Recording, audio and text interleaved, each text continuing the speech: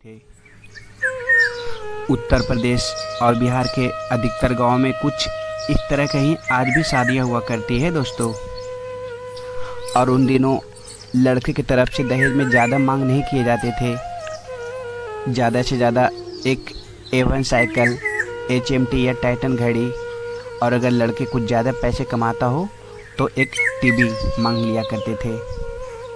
और उन दिनों की शादियों में जितनी भी रस्में हुआ करती थी दोस्तों, जैसे मड़वा, हल्दी, दल धोए, सुरही और न जाने क्या क्या, इस सारे रस्मों में गांव की सारी महिलाएं और लड़कियां आकर ये सारे रस्मों में साथ निभाया करती थी और साथ में खूब डांस, गीत और खूब सारी हंसी मजाक किया करती थी।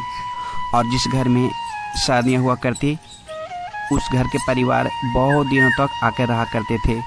लेकिन आज पता नहीं चलता दोस्तों कब शादी शुरू हुई और कब ख़त्म। और पता है, उन दिनों की तरह आज भी गांव के शादियों में जितने भी रस्म हुआ करती है दोस्तों, ये ढोलक वाले अंकल को ज़रूर बुलाया करते हैं, क्योंकि ये ढोलक के बिना कोई भी शादी की रस्म अधूरी रहती है। और ये बेचारा उतना मांग भी नहीं किया करते थे और आज भी नहीं करते हैं। और याद है दोस्तों, जब बाराती जाने के लिए विदा होते थे तो हम लोग भी चाहा करते थे कि लड़के वाले की गाड़ी में ही बैठ कर जाएँ, लेकिन वैसी किस्मत हम लोग को कहाँ मिलती दोस्तों। इसलिए हम लोग को बड़े गाड़ी में ही बैठ के जाना पड़ता था, जिसमें अधिकतर बूढ़े लोग रहा करते थे, जो थोड़ी सी बदमाशी करने पर डांट लगा दिया करते थे। और कुछ जो बड़े बड़े लोग होते वो बस के छतों पर बैठा करते थे। लेकिन उन सबों में 2 या 3 ऐसे भी लड़के हुआ करते थे जो लड़कियों को देखते ही सीटी मारना या चिल्लाना शुरू कर दिया करते थे। कभी कभी ऐसे बदमाशियों के चलते उन लोग को पिटाई भी हुआ करती थी। और आप लोग को पता ही होगा दोस्तों, उन दिनों गांव में किसी की भी बाराती आया करती थी तो बारातियों को ठहरने की व्यवस्था गांव के सरकारी स्कूल में ही कर दिया जाता था।